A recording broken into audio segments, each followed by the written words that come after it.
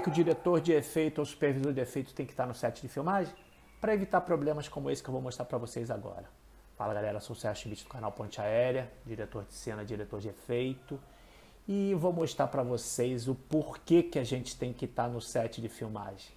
Vamos falar um pouquinho desse filme. Esse filme é A Máquina, do diretor João Falcão. Foi um filme bem ousado em relação à produção, à filmagem, porque ele foi feito todo dentro de estúdio. Com a cidade era uma maquete, era uma coisa bem complexa tecnicamente, né? Por algum motivo, que eu não sei exatamente qual, porque a gente só entrou no final da produção no filme, esse filme não teve um supervisor de efeito ou um diretor de efeito no set. E o que aconteceu? Isso é default nos projetos, né? O pessoal economiza às vezes, ou por falta até de conhecimento, não leva o pessoal de efeito. Acontecem às vezes problemas que eles não têm como resolver em live action ou filmando somente, né?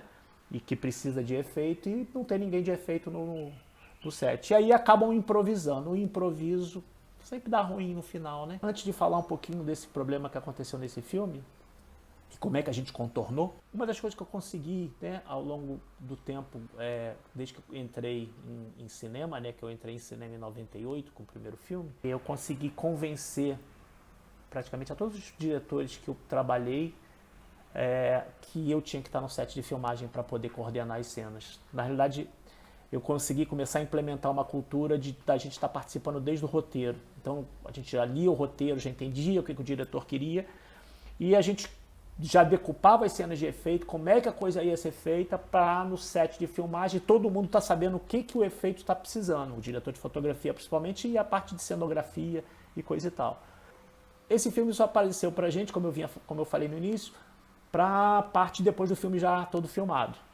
E aí começaram a aparecer as coisinhas que aparecem normalmente na montagem. Começa a montar o filme, tá com um problema aqui, vazou essa cena aqui, apareceu o fundo do estúdio que tava com uma emenda, ou seja, começa a aparecer, não são efeitos, são problemas para o efeito resolver, retocando problemas de filmagem. Às vezes é um microfone que vaza no teto da cena, que ninguém reparou, ou seja, um monte de problemas. O efeito, na real, no início, no cinema, ele é basicamente enxergado como um retocador de problemas, né? E não realmente um efeito visual.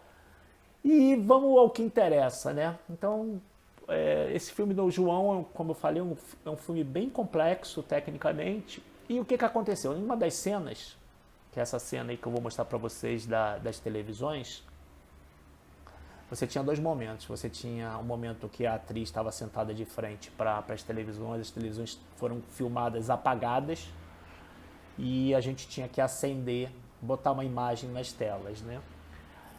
Nesse momento a gente teve dois probleminhas nessa cena. Um foi... dois não, na realidade eu vou deixar com um problema, que basicamente era o reflexo do pessoal da câmera e tudo nas telas dos monitores. Então isso acaba gerando uma coisa... É bom a gente ter o reflexo, porque a gente pega a cenografia, né? O local que as televisões estavam, então a gente pega o reflexo dos armários, das prateleiras e tudo e está na tela. Isso é legal porque dá mais realidade à cena e ao efeito, né? E o problema é que a gente tinha aquela velha história da câmera aparecendo nas televisões. Então a gente teve que fazer um retoque apagando, né, o reflexo da câmera aparecendo, mas sem apagar todo o reflexo, porque a gente queria aproveitar o reflexo justamente para dar um realismo maior quando a gente botasse as cenas rodando ali dentro. Isso é um. Agora, o crítico mesmo é essa cena que eu estou mostrando para vocês agora, que é essa cena quando o ator abaixa a porta, né, a porta de correr, e a porta é toda vazada, né, ela tem todos aqueles quadradinhos. E as televisões foram filmadas também desligadas, a gente teria que ligar as televisões e abaixar a porta. Ou seja, se eu estou no set, eu confesso para vocês que eu ia rodar totalmente diferente, eu não ia rodar como foi rodado, porque na verdade eles rodaram como se fosse real, como se a televisão tivesse ligada, só que a televisão estava desligada e ia ser ligada na pós-produção, no efeito. Então, a lambança foi que a gente teve que fazer uma máscara, né, como vocês estão vendo aí, essa coisa do preto e branco, que são a máscara que a gente teve que gerar para poder recortar essa porta, fazer aquelas partes que são vazadas da porta e por essas partes vazadas você poder ver a televisão que está ligada. E é porque a gente, além de tudo, ainda teve que botar a imagem na televisão lá dentro. Então, se isso fosse rodado com o diretor de efeito no set, eu particularmente, na época, eu rodaria da seguinte maneira. Eu rodaria com o ator simplesmente simulando que estava abaixando a porta, mas ele não ia abaixar a porta nenhuma. Beleza?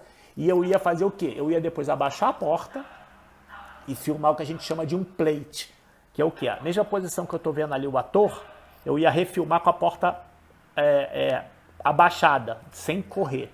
Ela abaixada, para eu poder ter todo o modelo da porta, para eu poder fazer ela virtual. Eu faria essa porta 3D, na real. Então eu rodaria, só para vocês entenderem o raciocínio do efeito, né?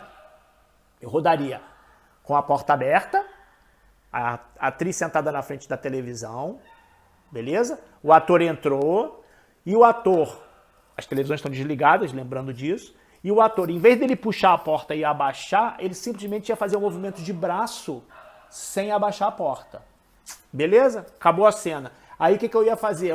Uma outra cena que era o quê? Eu ia fazer tanto a porta abaixando, quanto a porta abaixada já parada, só para eu ter aquela imagem e reproduzir essa textura da porta num objeto 3D. Então, na real, o que eu ia fazer? Eu ia casar o movimento do movimento de braço do ator com uma porta virtual 3D e ia ficar perfeito.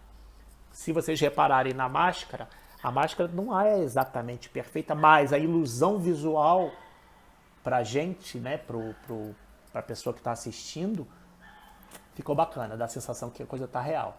Então isso é uma das coisas, o porquê que o diretor de efeito tem que estar no set. Isso aí é um dos exemplos. Beleza? Falei a beça. Galera, dúvida, que mais uma vez eu expliquei um monte de coisa, pode comentar, pode perguntar que eu tiro as dúvidas e tento clarear mais a informação. Beleza?